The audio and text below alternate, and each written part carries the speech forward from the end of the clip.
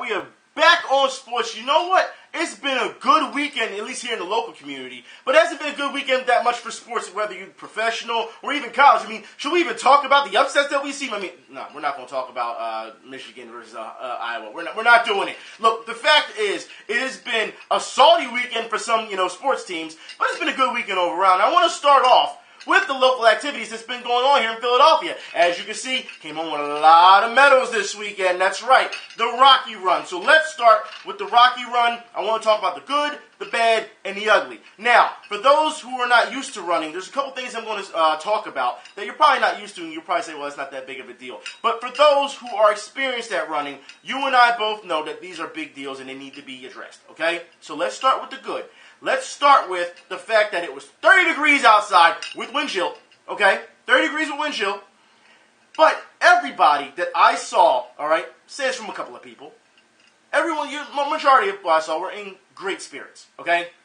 Community was in great spirits. The volunteers were great, all right? That's one thing we have to talk about. The volunteers did a great job when it came to this race. Now, the good part, I saw a number of people out there who were challenging themselves. I'm talking about people who were overweight. I saw there was one wheelchair racer, all right, and there was also one girl that I saw almost near at the end of the half marathon. That was she only had one arm, and in her other arm she was holding her phone and a bottle of water. She didn't even have it, like the hydration pack one or something, wrap around her waist or anything. No, she held that stuff the entire time, running 13 miles. Yeah, don't even get me started. I have to say that's the good stuff I've seen. You know what I mean? That's good. Of course, this course, all right, is a blatant take from the Love Run that I did in April. That's right. So that means the same course, the same way you run it, the hills and everything. So since I ran in April, I know what to expect. I know how to attack the course. Not that big of a deal, all right? Of course, you still have to worry about that hill that's coming. But hey, when you've done enough Spartan races like myself, that hill is nothing. You know what I mean? So that is the good. Everyone was in great spirits. People were dressed up in costumes. I've never seen so many people dressed in all gray sweatpants and red sweatbands. You know what I mean? So a lot of people. There was one guy out there dressed as Thunder Lips. Okay, Thunder Lips. So yeah, the Rocky Run, like I said, was fun. No Clubber Lang, no Apollo Creed out there. Thunder Lips. That's right. So shouts to Thunder Lips. Anyways, that was the good stuff about the Rocky Run. People were pretty much in good spirits. The run wasn't bad at all. Once you start running in that weather, it wasn't bad. You really didn't feel that much. Now, we have to talk about the bad and the ugly. Okay? So, let's talk about the bad and the ugly. I'm not going to start with the race. We're going to start with the packet pickup. Okay? Packet pickup, I go on Friday, of course, rush hour, so I'm thinking it's going to be mobbed, it's going to be packed. The parking lot behind the art museum was packed, but when you went inside to go get your packet, it was pretty much empty. So there was really no wait time. I walked right in, got my stuff. The volunteers did a great job getting everyone in and out. Here's the bad part. Your goodie bag that they want to talk about. Everybody knows when you do these runs, you get a certain amount of stuff. Your goodie bag consisted of your t-shirt, your bib, and one $10 off coupon for Dick's Sporting Goods. That was your goodie bag. Yeah, your goodie bag. Here's the bad part. Now, mind you, you're in this weird little gym. Literally, there's basketball courts there and everything. You're in a gym. I take out the shirt, that they give you for the Rocky Run, and the shirt's too big for me. So, as you know, runners, that they usually have a booth for shirt exchange, right? So, if it's too small for you, you get one that's your size, or too big for you, you can get one that's your size. Shirt exchange. They did not have a shirt exchange. That's right. They said you get what you get. That's simple. And you'll be lucky if you take it with the run with you tomorrow, which they said Friday, run was on Saturday, tomorrow, that you may have a chance to exchange your shirt. Mind you, the bag that they gave you was a Dick's Sporting Goods shirt, bag, and that bag was about that big, maybe? That big? So anybody who's done any type of run, they usually give you a good clear bag so that security, when you went to check it and gear check the next day during the race, they can see what's in your bag and you don't have to worry about anything, right? Security, that's what we talk about. So, this is the bad part. So let's start with security. Your gear check. Usually your gear check is what? Usually it's at a tent where they put them on shelves or they store it so everything's good. Or they put it if anyone's been in any runs, they do a truck or a bus or something where they have tagged up, your stuff tagged up, and you got to match it up with your runner bib. Yeah, that wasn't the case here for gear check. Your gear check consisted of, they gave you this little slip, right, that was on your bib. You had to put it on your bag. If you didn't have a way to put it on your bag, they gave you some safety pins to put it on your bag, right? Because the little bag that they gave you, you don't need. You can bring your own bag. That's right, because that bag is too small to hold anything. So, yeah, you had to bring your own bag. So, gear check, all right? You go into security, and they want you to throw your bag in the grass, in the dirt. Hopefully there's no dog shit in it. But that's what they want you to do, okay? And they have these little pikes where, the numbers start, where your, bib numbers start, where you should put it. Now, of course, you could not leave until, with that bag, because anybody could get in your bag, just to let you know, unless you have a lock on it. But you couldn't leave unless, your bib number matched up with your bag. That's how it works, right? Here's the thing. When you have a bunch of people with bags, and they can't see everything, anybody can walk in there, take stuff out of your bag, put it in their bag, and say, okay, this is my bag, and it matches up, because that's security. And let's talk about security, because security is a bunch of kids, teenagers, high schoolers. So if you really wanted to be a bully, and, you really could, they weren't going to stop you. And I say this due to the fact that you have to understand that these were, like I said, kids. It's like when I got stopped by at the end with security, it was this little Asian girl who had to be half my size, if not even smaller, and she's asking, for everything. Now, of course, I could have been a dick and, get out of my way or whatever. Like I said, if you wanted to be a bully. But, of course, there's no point. So, this is my bib number, here's my bag, you know what I mean? But, like I said, anybody could just go in your bag. That was the problem with security. That was gear check. Now, like I said, the bad. Runners of the 5K. Let's start with this. First off, let me say that these medals, because this is not, I wouldn't even list the medals under the good, bad, the ugly. I'm going to list the medals under great, okay? Because, if you can see, these medals are highly detailed, all right? And it goes to show you the double-sided medals. This was the 5K medal, okay? The 5K, and also I want to show you guys, just show you on the ribbons, the characters that are on it. You can see Apollo Creed, you can see Clubber Lang, you know what I mean? You can see Rocky, they got all the characters on it, you know what I mean? So, the medals and the ribbons were really well done. I have to say that. Really beautiful, okay? The 5K. You start with the 5K, and just to let you know, the 5K started at 6:45, okay, in the morning. So, everyone's out there, everyone's hyped, we're getting ready to run. There's so many people out there, though, that you can't get any type of pace going, you can't get any type of stride going. Crazy. Amazing. Crazy. Like, you just got to bide your time, you know what I mean? And hope that you see holes that you can slip in and out, you know what I mean?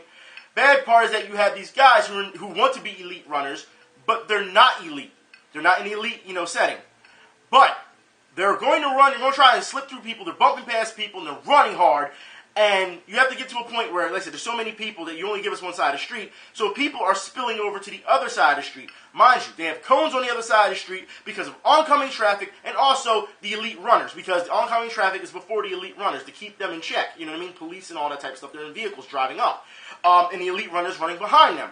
So there's a lot of instances where runners are trying to run and they got to jump back over because they're going to try and wait till the last second to get back over because they want that free lane. You know what I mean? So they don't have to run into all these people.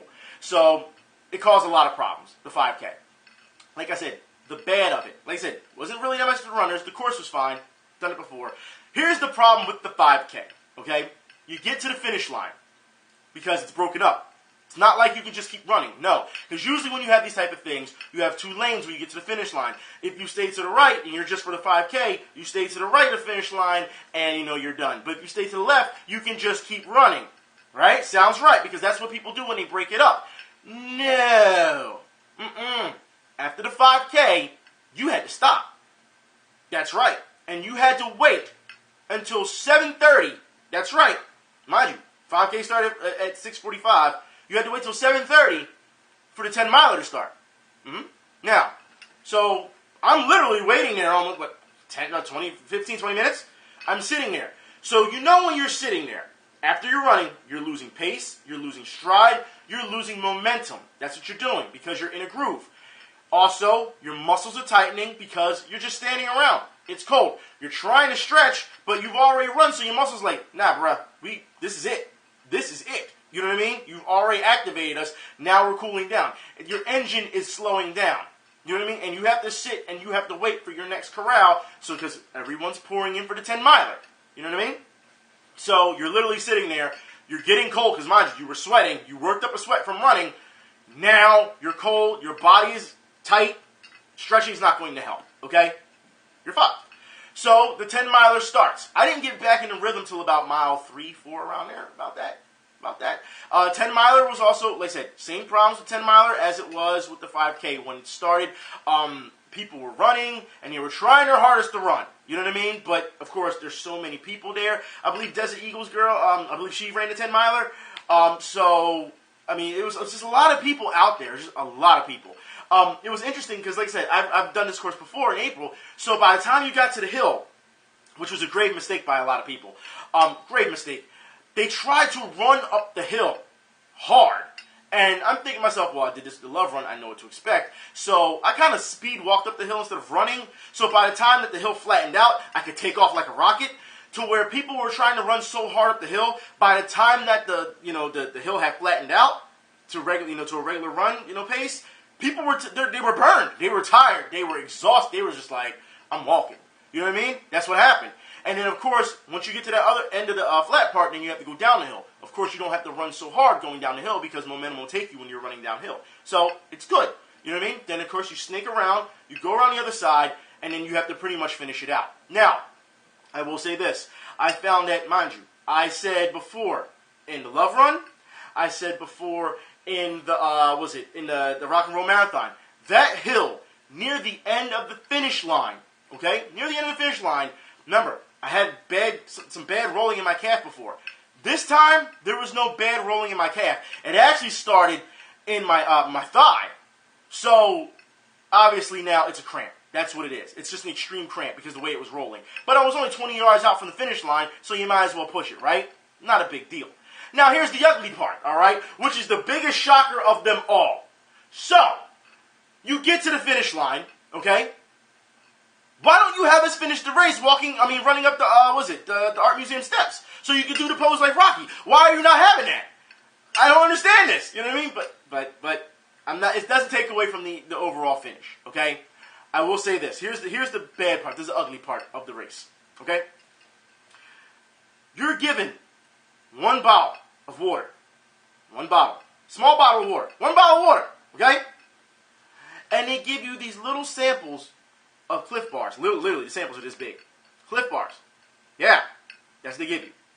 Now, we have to talk about this because, as you know, as runners, all right, if you're an experienced runner, you know at the end they give you all types of water, all types of Gatorade. Now, mind you, they gave you water and Gatorade throughout the runs. The mile markers were great. I think the water stations could have been a little bit before, where they had them, because some people were really dying for water. I was fine, but still, other people, you got to take that into account. Other people, are trying their hardest, you know what I mean, and they don't have that water. It's going to suck for them.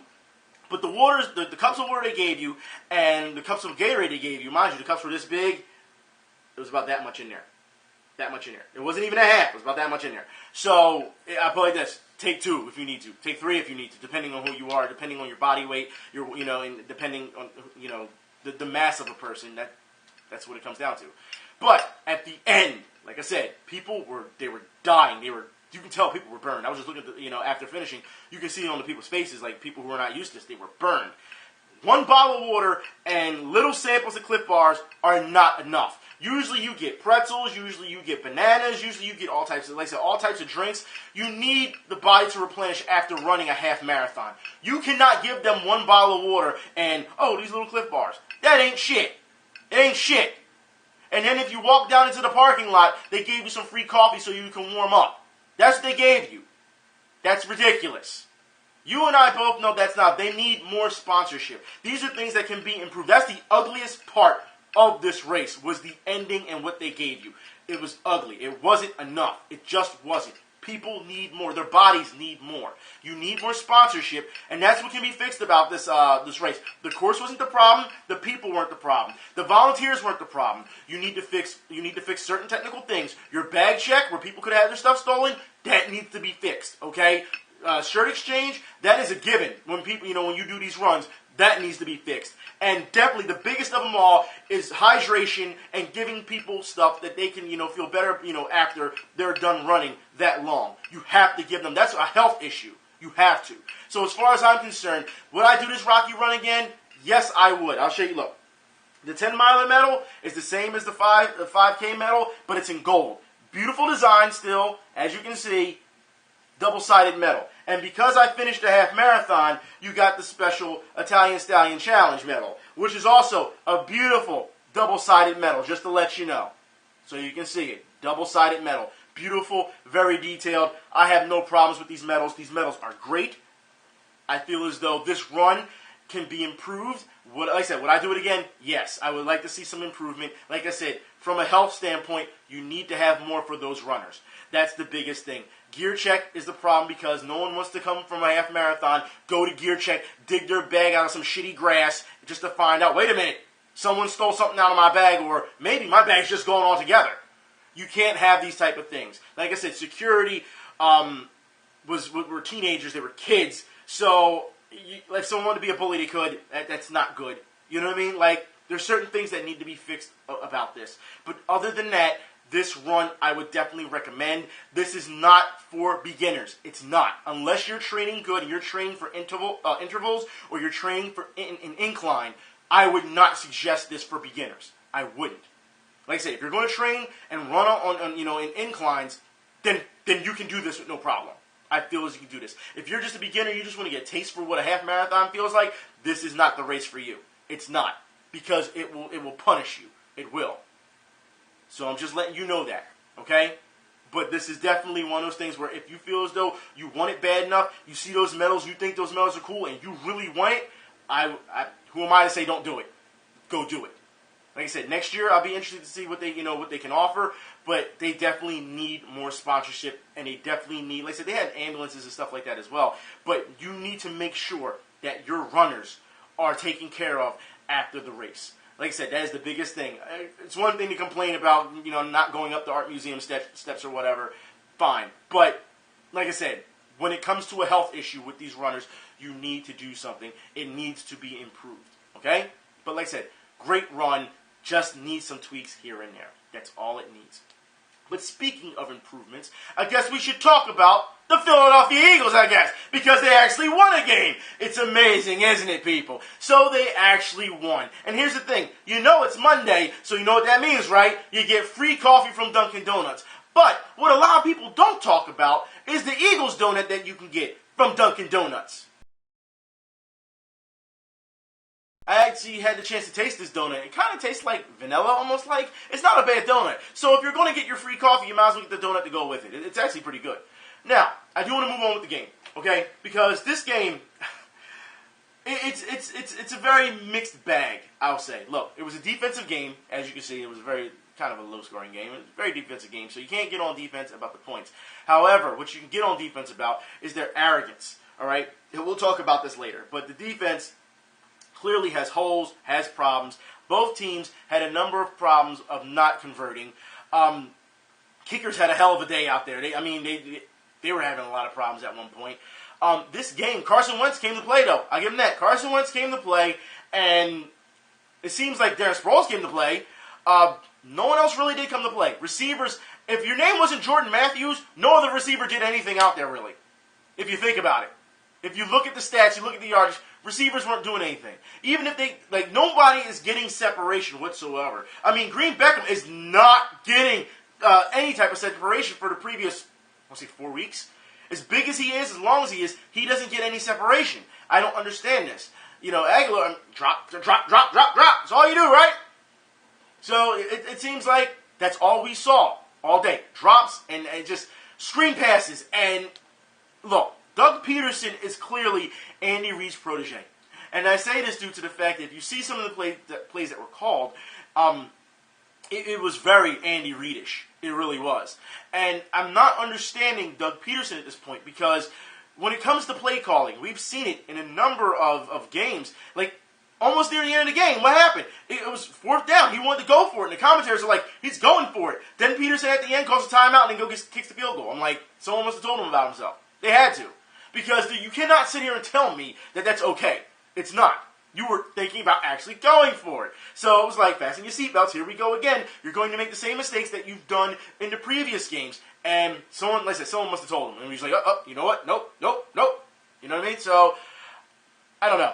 I just felt as though Carson Wentz is not getting enough help out there. He's not. These guys are dropping passes, and they should be, like I said, every week they should be reminded, you're dropping passes. I'm not trying to hear, I don't want to hear it. No, you should. And we heard in the press conference that Peterson is not going to get rid of Aguilar like that. So, I don't know why. He said, I'm not going to throw him under the bus. I'm not going to do him like that. It's not about you doing him like that. If he's not doing his job, then he's not doing his job. You got to do something else then. You got to get someone else out there. This is about winning football games. I understand that you want your players to understand that you have their back, all right? But loyalty only goes but so far. And we will talk about that in a bit as well. But first, we need to talk about referees. Now, it is no secret that referees have pretty much screwed us these previous couple of games, actually this season. The media has talked about it a lot, to be honest. They've said that it's disgraceful what the referees are doing. I don't understand in this game how you miss such a blatant call. So let's talk about this pass interference. You don't even have to call it pass interference. You can just call it rough. You call it PA, call whatever you want. It's still helmet to helmet, and the refs clearly missed this call.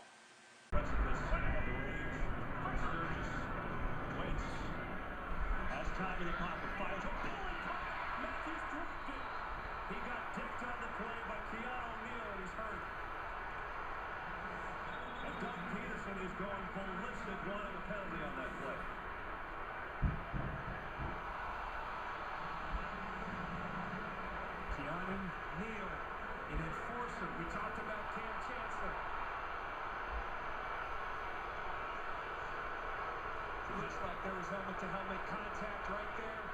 Referees don't call it. I'm surprised they did it. The end result, incomplete pass. Now, of course, afterwards, the refs tried to give us a makeup call down the line. That's not good enough. Do your damn job. That's the problem that we've been seeing all season. I should say as of late. It's all season. Don't get me wrong, the Falcons had their times where they should have had some calls too, and they blew their calls as well. But when it's something that blatant, there's no reason why the ref should miss that. No reason whatsoever. So as far as I'm concerned, the NFL has a problem with their referees.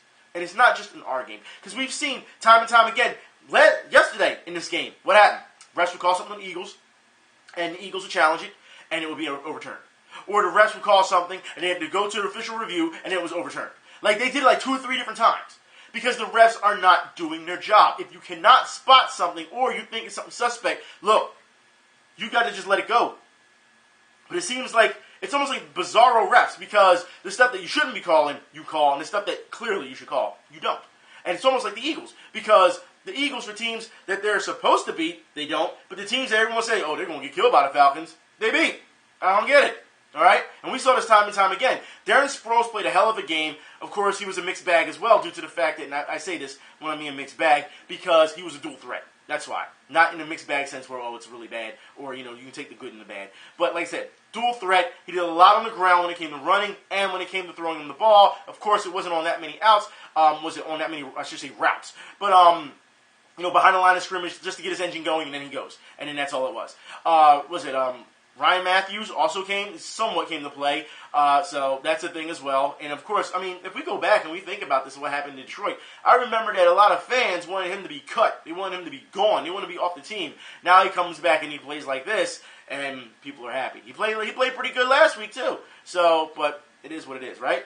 For the snaps they're giving him, you have to understand. I think a lot of people have to understand that you're only as good as the snaps and opportunities that you get. So even though you're out there for, let's say, 15 snaps, okay, it doesn't mean that you're getting the ball 15 times. You know what I mean? You're only as good or as effective as the opportunities that you get in football. And I think a lot of people misunderstand that and don't, I would say some misunderstand it. I think some don't understand it completely and don't care to understand it. It's kind of sad. But you also have to understand, the reason I bring this up is because when it comes to opportunities, we are seeing way too much, number one, discipline from the defense, and I'm not talking about the front, all right? Because we talked about this on Twitter, yesterday? Too much fucking celebrating. Doug Peterson, I understand, once again, I said this earlier, you do not want to make, you don't want your players to think that you don't have their back. I get that. But when they're clearly acting up, you have to stop them. There was times where defense would get a stop, they'd get up there, and they would fucking celebrate, only for the next play to give up a 60-yard pass. You cannot do that. You can't. I don't understand where these D-backs are they're just about as flamboyant as receivers now. It's almost like they were receivers, turned to D-backs, and you just kept that mentality. I don't understand it. Look, when receivers on the Falcons, all right, clearly, when they're dropping passes that have nothing to do with you, there's no reason for you to be fucking celebrating.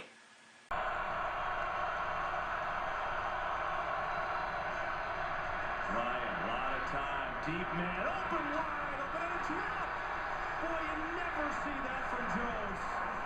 He's got some of the best hands in the league, but he couldn't hold on. He did everything right. Fantastic route. He's dropping it before McLeod gets there. It's just a drop. You never see it from Julio Jones. We just saw it in a critical situation. So why are you celebrating and taunting? You did nothing. You added nothing. He dropped it on his own. So this is what we celebrate over. Guys who drop passes, clearly, because, if you look at it the other way, you can be objectionable. You can say, well, the Eagles shouldn't be celebrating because they gave up a huge, imagine if you caught that, you gave up a huge, catch. Seriously, you got burned. You got burned on that play. But because he dropped it, all of a sudden it's, oh, I'm doing all this. We did something great. You did nothing. The fact that, and here's the thing, we've seen a lot of fighting, especially during this game, between Eagles fans. We've seen where people can be objectionable and say, and see it for what it is and say, hey, look, no, he dropped that pass because he dropped it, not because Eagles players stopped him from dropping it. He actually had him beat. And then you have other people who say, oh, no, you're just mad, you're a hater, and there's something wrong with you if you're not happy with the way the Eagles won this game. And that's what we need to talk about. Because CSN actually put that, once again, we talked about it last week, and once again, more stupidity from Eagles fans being put on TV. The hate pipe. Okay, let's talk about this, shall we? Because people have to understand, once again, it is okay to be critical of your team, regardless if you win or lose.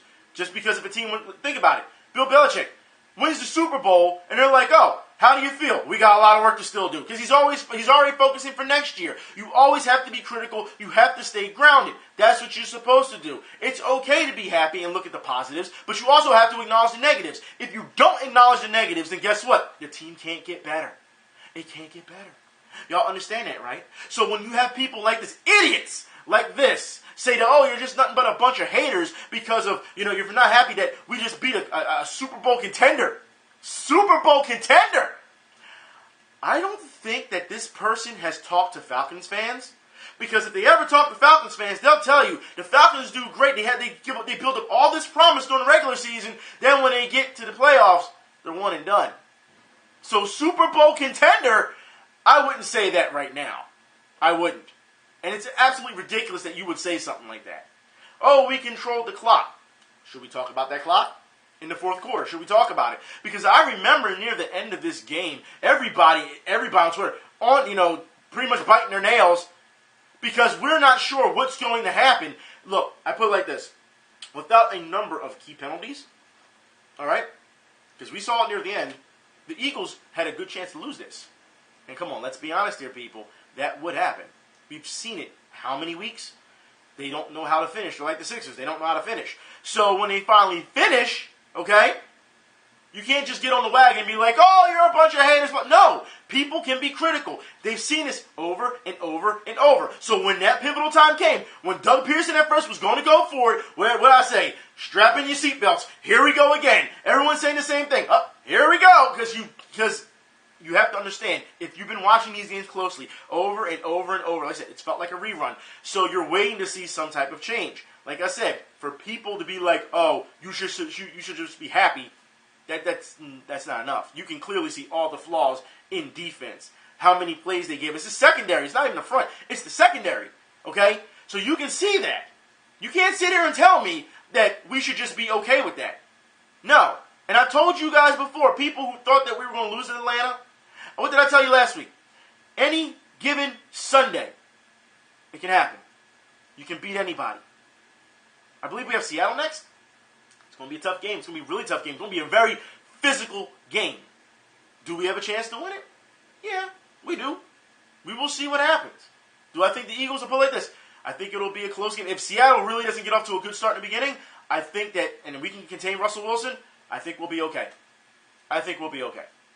But the fact is, when you have these type of fans who say this type of stuff, and that's the thing, oh, you're just a hater or whatever. If that's the best you got, you need to sit the fuck down and just go somewhere. You're on the bench. Let the rest of us handle this shit. You know what I mean? Because you've got to be kidding me that you're going to sit here and make a comment like that after seeing the way that game was played.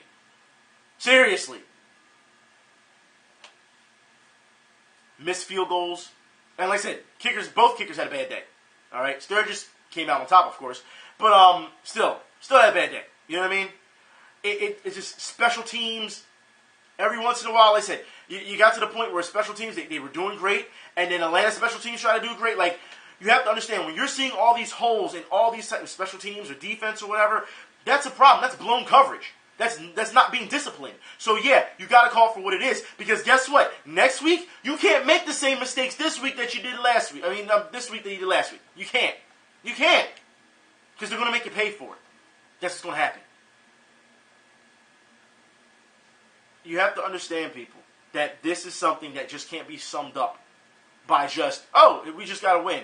And if you're not happy about that win, then you're a hater. You have to be fucking stupid to think about that. If you look at the body of work and the previous history in this season, you have to be fucking stupid. Any fan sitting there, hey, it's okay to be happy, but acknowledge that there's problems.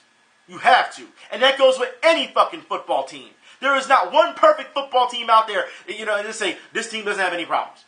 No. Because those football teams, they know they have problems and they have to work on it in order to get better. If they want to be a Super Bowl contender. What we saw out of Atlanta on Sunday was far, far from being a Super Bowl contender. Carson Wentz had a field day with the secondary. With one receiver. That's right, one receiver. Brett Song had what, one catch? Like, you have to think, if you look, he threw for what? He threw what? To 6 different receivers? And but the only one who really had impact was Matthews. So that should tell you exactly the flaws in the Atlanta defense when it comes to their secondary as well. They have a lot of work to do as well. Like I said, every football team has flaws, has to be. And you're gonna say, if it's a fan, if you're going to sit here and try to play it as like us versus them or a black and white type side, or you should be happy or not, you can fuck off with that. Please. It's almost like these people have never been fans, period. Or they're just going to jump on, just enable them. Okay, we won a game. So what, enable? No, you don't do that. We saw this with Phillies fans last season, did we not? All right. Actually, 2 seasons ago, they did too.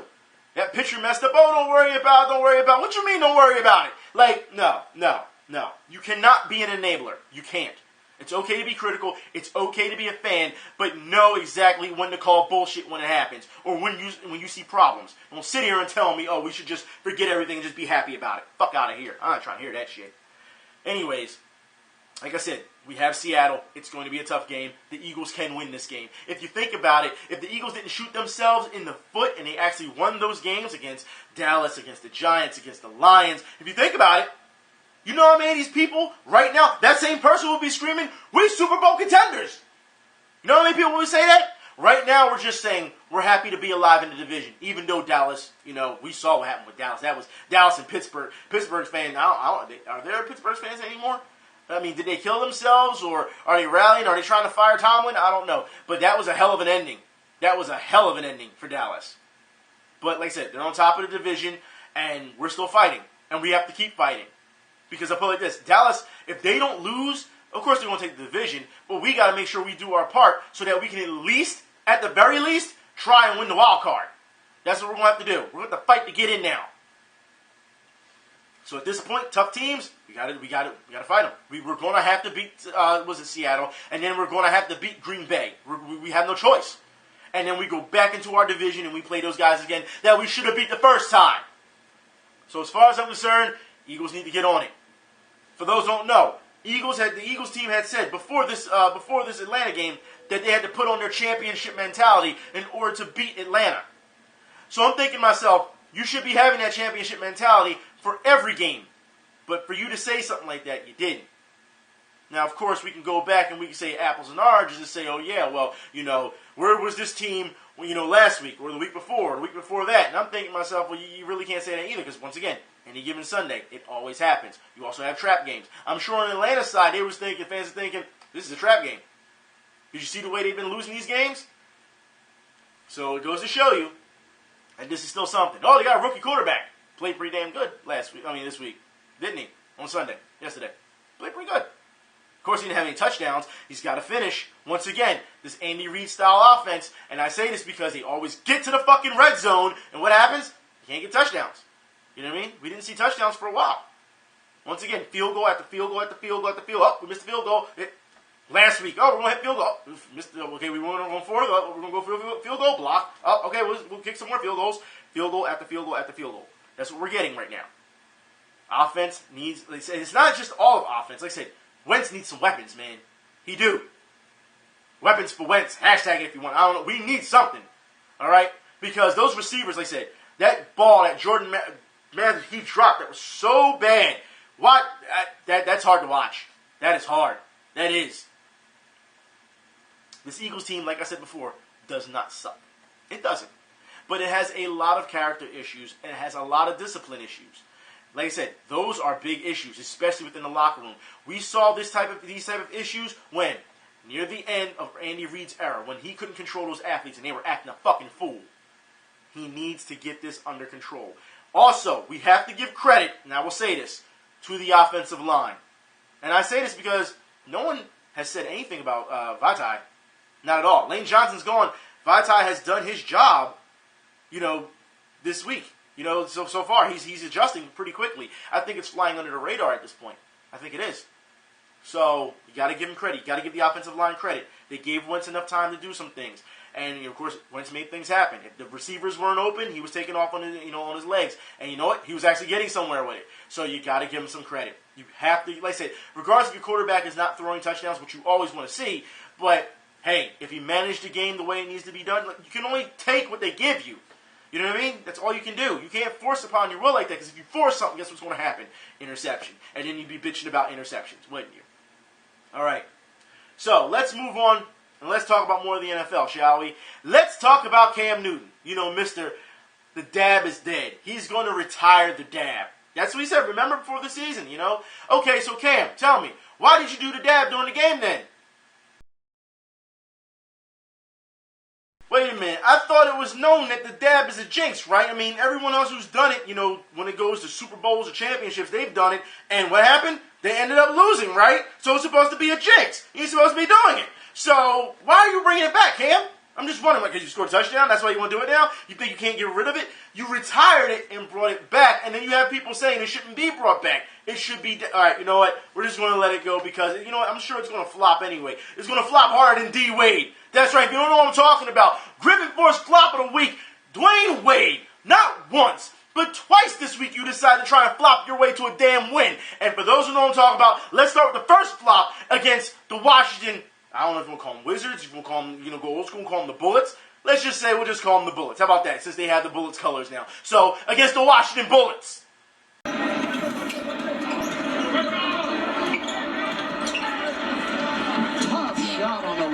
Apparently, D. Wade was dead by that pick. Clearly, it knocked that grown man down, barely a pick, but it knocked him down to the point where he could not get up. Not only that, the most egregious flop I have seen this week, D. Wade, when you went back to Miami and played against your old Heat, you cannot tell me near the end of this game, you decided to dive your ass into the crowd because the guy pushed you. All he did was this. But he pushed you, right? And here's the thing. I want you to hear the commentators, especially Charles Barkley, who says, oh, that's clearly a foul.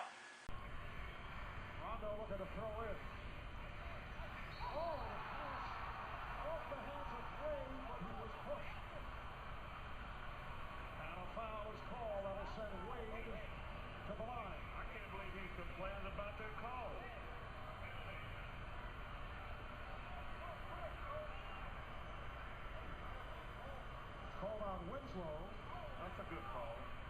There was contact. He gives him a little push right there as he's going out of bounds.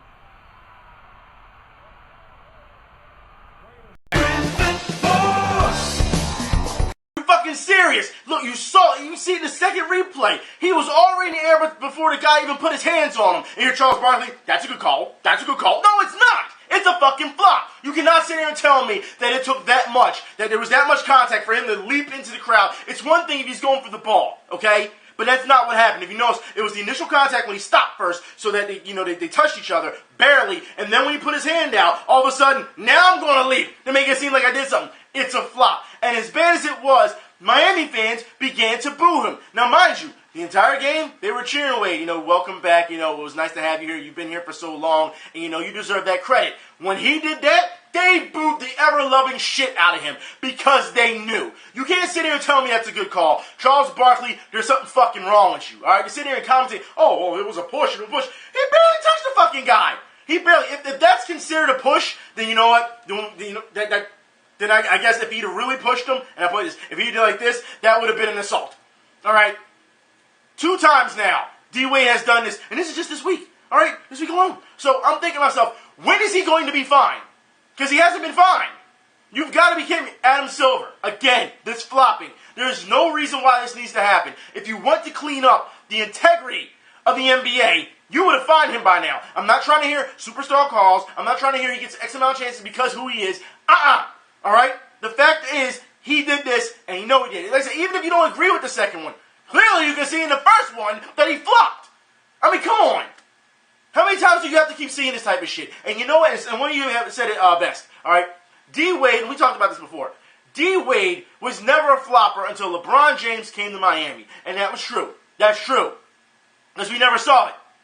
He would, everything, every once in a while, it would be, how can I put this? It would be, questionable, maybe. But now it's just blatant. You can see it. When he had Shaq in them, when they won that championship, no. And of course some of you say, well, that was a different time. Yeah, and it's gotten worse over time if you haven't realized. It's ridiculous. It's horrible. It is. He should be fined twice in 1 week. All right? He deserves to be fined. Also, people who deserve to be fined, I guess we should talk about this. Philadelphia 76ers, not just the team, all right, but the fans. Y'all deserve to be fined. There's something fucking wrong with y'all. Okay, the Sixers won in overtime against the Pacers. All right? Now, play this. The game before when they played the Pacers, they lost in overtime. So they beat the Pacers this time in overtime, and everybody wants to act like we just won the fucking championship. Well, we won a game a month earlier than last year. So that's progress. That's progress. Trust the process, right? You've got to be kidding me. Because we won one game. What happened when they played Atlanta afterwards? They got destroyed? Okay, yeah. But you have to also understand, once again, we've talked about this point guard situation. Rodriguez. Again, if anyone has not seen Rodriguez and Henderson play, these two don't deserve to be on this team. They don't. All right? They can't carry the ball. They make horrible decisions. And once again, Rodriguez, we talked about it last week. I guess we're going to talk about it this week again. His shooting. Why is he shooting from so far out? And this time, just to show you, yeah, I want you to listen to the commentary on this, because even the guys like Mark Zumoff, who, as you know, are homers when it comes to talking about the Philadelphia 76ers, even they say he's having a hard time shooting. He shouldn't be shooting the fucking ball. Rodriguez took it away.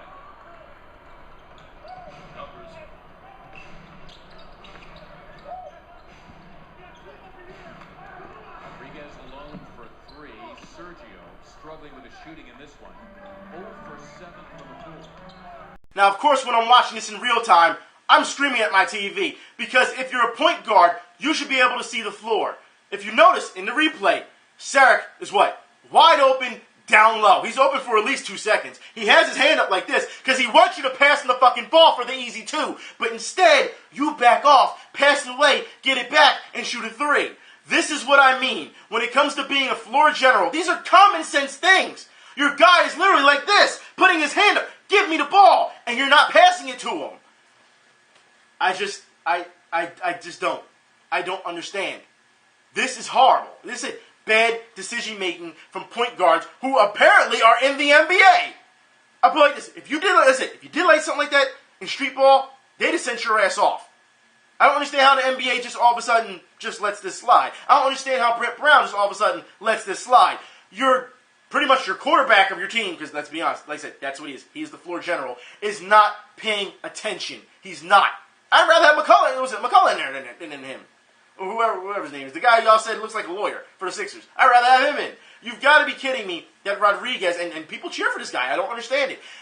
When it comes to intangibles of being a point guard, I have not seen anything from this guy. And that's why you say, well, you've been riding on this guy. Yeah, this is why. I've been jumping on him for a number of weeks because this is what you need to succeed. You need a point guard. You notice when we had Ish Smith, things were running a bit better, weren't they? Okay. Like I said, it's one of those things where I'm so tired of Rodriguez. And I'm sure I'm going to see more of it this week. I'm sure when I watch the Sixers. It almost is like Rodriguez is the new Jackson. That's what it feels like. Am I going to take his name away from him too until he's off the fucking team? Like, this is garbage. It is. Sixers, hold an open tryout for point guards, please, because clearly you need some point guards. The D-League that you have is not helping, clearly. It's hard to watch. It's hard. When you're seeing wide open, blatant things, no, I'm just going to shut this shit up. You're 0 for fucking 7. 0 for 7. Stop shooting. And I say this as a point guard, when your shot is not on, what do you do? Anybody who plays basketball, what do you do if your shot isn't on? If you're having an off night, what do?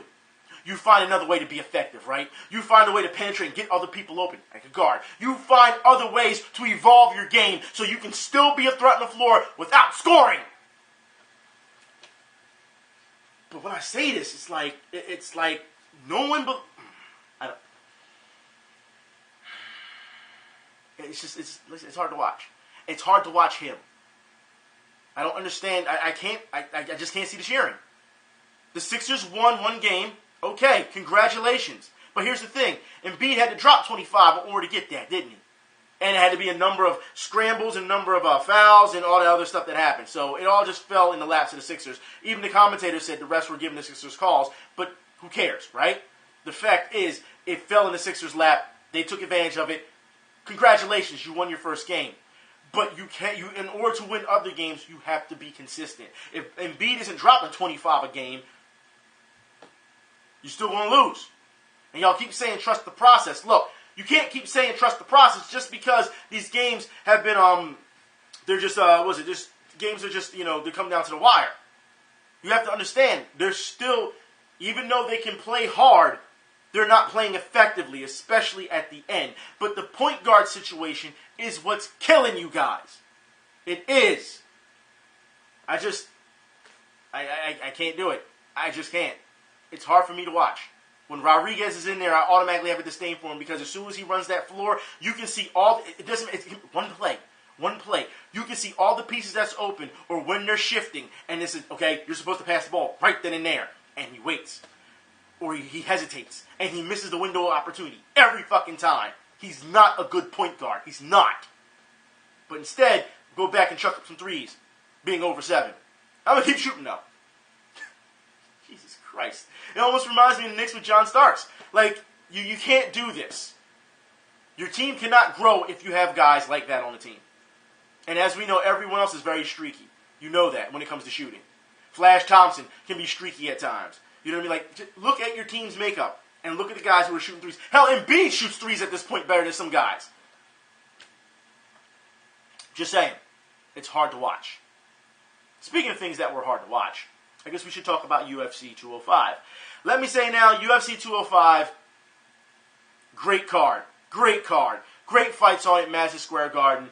Of course, the big fight everyone wants to talk about is Conor McGregor and Eddie Alvarez. A little bit of salt there because I really did want Alvarez to win. The only reason, look, if it was anyone else, I would have said, I would have picked Conor McGregor. But because Alvarez is the hometown guy, Philly guy, I picked Alvarez. And of course, Alvarez lost, and there was salt, and there was lots of crying and hugging, and all the other stuff. Yeah, I know. but either way, Alvarez lost. Even he, even in the press conference, he was just like, he still didn't understand what happened. You know what I mean? So he got caught with that 4-hit combo, and after that, he was done. He was down. I felt as though there was a number of things that were kind of hard to watch. It's hard to watch Chris Weidman lose to Yoel Romero because, as we know, Romero's a cheater. He's been caught with PEDs. It's ridiculous how much he cheats. And as we know, Jacare was upset, when he beat Jacare Souza. And of course, he still says, that guy cheats. It's ridiculous. And then Romero goes out and calls out Michael Bisping. And Bisping pretty much hit the nail on the head. He said, when he was caught cheating and they asked him about it, Romero was like, oh, I can't speak English. He was like, but when he wants to challenge me, he can speak English. So, I agree with that one. Bisping has done this right. He's done it straight. He's done this clean. And as far as I'm concerned, that guy doesn't deserve a title shot. But once again, this is the UFC where guys can do coke and not get in trouble. You smoke weed, you get suspended. But it's hard to watch at times when it comes to these type of things. And especially when guys have cheated. You have to think, when you are doing MMA, you are working your ass off. And I don't think people understand the many parameters of MMA. And it's not just the striking. It's not just the fighting overall. When you look at the groundwork, if you haven't done jiu-jitsu, you have to understand positioning and understand, how much work goes into that. And when you got guys up against the cage, or girls, got girls up against the cage, and a ref breaks that up, that is like the ultimate, it's the ultimate disrespect. Because you've worked so hard to get that position, only to be told, okay, now you got to get up because people are booing and it's getting boring. Fuck that. If people don't understand what they're seeing, that is on them. This is not about just knocking you out all the fucking time. If I can take you to the ground, I know it's going to be easier to take you to the ground, and I can get a fucking submission, guess what I'm going to do? I'm going to take you down. That's what I'm going to do. If you open up and you give me a chance to ground and pound you, that's what I'm going to do in order to lead into the submission. Whether it's Kimura, whether it's an arm bar, whether it's a heel hook, whether it's a rear naked choke, I will take whatever you give me, and I will use it. Whether it's a knee bar, it does not matter. The ground game is chess. That's what it is. If you cannot understand how much your body is working, as opposed to experts who are used to this, who know how to conserve their energy by moving just slightly here, or slightly there, and not moving so much to burn themselves out within those rounds, you have no idea.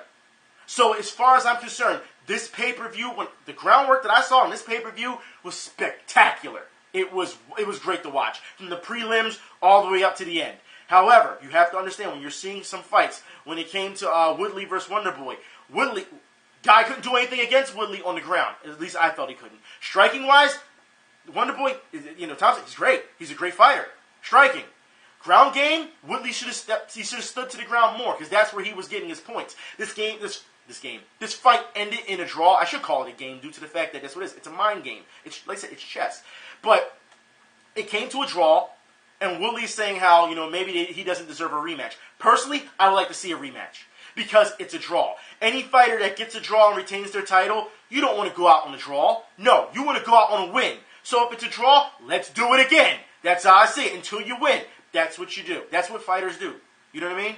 If Woodley thinks as though there's bigger opposition out there, maybe to make a bigger name for himself, because let's be honest, this still is a business, all right, and he can bring somebody else in that would catapult his name to fight somebody, then he more likely will do that. It doesn't mean that he's scared, but I would love to see a rematch between Woodley and Thompson. I would just like to see that. I really feel it deserves, that it deserves a rematch. The women, let me put it like this, look great, okay? To see Joanna out there fighting like that, and her opponent, Carolina, however you call her name, she took an abundance amount of punishment. Kicks, punches, you just see her face. But she kept coming forward. This woman, I'll put it like this, gained a lot of fans that night. Yeah, she lost. But the way she fought and didn't give up, that is what people respect. That's what they respect. This card was so good. I think I'm going to have to go back and watch it again. Because this card was so good. Like I said, for me, when you start seeing this as striking, you know the technical aspects of striking. You can also see where people, they don't have that much technical aspects. When you see guys throwing punches like this, that's not a technical aspect of punching. They haven't spent enough time learning how to strike. Yeah, it may work in their favor. Yeah, it may be their groove. But that's not the technical way to throw a punch. Also, you're hampering yourself when you're throwing that way when it comes to power. So if you see a guy throw a punch like that and knocks him down, it's probably say, oh my God, the power. Could you imagine if he did it technically right by turning the hip and throwing a punch? Guess what would have happened? He'd have even more power. So that's something that needs to be worked on. You know what I mean? The ground game in this pay-per-view and the prelims were so good. So Khabib, if anyone didn't see Khabib, the ground game, it's great to watch. Anyone who is a fan of jiu-jitsu or even catch wrestling, you would know, you can see this and you can just sit there and you can smile. because of just the way it was run. UFC 205 was a great card. It was a stacked card. They did their thing. They did their job in Madison Square Garden. Congratulations to the UFC. Also, real quick, I need to talk about this. Danny Garcia fought here locally on Saturday night at the Liacouras Center. That's right, where Temple is. He fought there, and it was a tune-up fight. But that's not what we need to talk about, okay? Number one, I want to give credit to, the boxer JoJo. He got beat bad. But still, he fought a guy who was a lot bigger than him, a lot stronger than him. Muscle density, he was more technical than him. He had more power than him. He still went out there and he tried to fight. I want to give him credit for that. But Danny Garcia versus Keith Thurman. This is what we need to talk about. Because for those who did not see at the end of Garcia's fight, mind you, won via TKO, Thurman came out, and they got in the ring and they were just jawing at each other, just going off on each other. And you know what? This is what I want to see. The fight has been signed for March 4th. They will be fighting. Garcia has already said to the press he is going to knock Thurman's ass out. Like, they are talking big time. This is what you call a super fight. And I say that due to the fact that if you look at the 145 division, 140 to 145 division, it's nothing but stacked stars. Any guy could win in this division. If you see the top 5 or 6, maybe even top 10, these top 10 fighters are great. They are amazing. If you're not watching these fights, I would please, by all means, you are missing a lot. You are. If you're a boxing fan, you are missing a lot. You are. Anyways, I believe I'm done for this week. It was really exciting to talk about UFC and all that because, like I said, when you watch this stuff, like I said, I really wish I was doing like live streaming while watching UFC, and then you could understand, like I could do play-by-play myself, and you can actually see what I'm talking about. But, waiting for days later and then talking about it on video is completely different. But to see it in real time and be able to react to it, you really have to know your stuff for that type of thing. And like I said, sometimes the commentators, they do know their stuff, but then you have color commentators who don't tell you what's going on during a lot of fights, not just UFC, but boxing as well. And you don't really know that much technical aspect, but they talk in an entertainment form so that, it bypasses it. It's sad to see, but it really is. UFC 205 was a great card. And if you haven't seen it, by all means, please, by some means, if you get a chance to, see the fights. They were really great fights. Anyways, I'll talk to y'all later. Y'all be safe. Until next week, I'm out.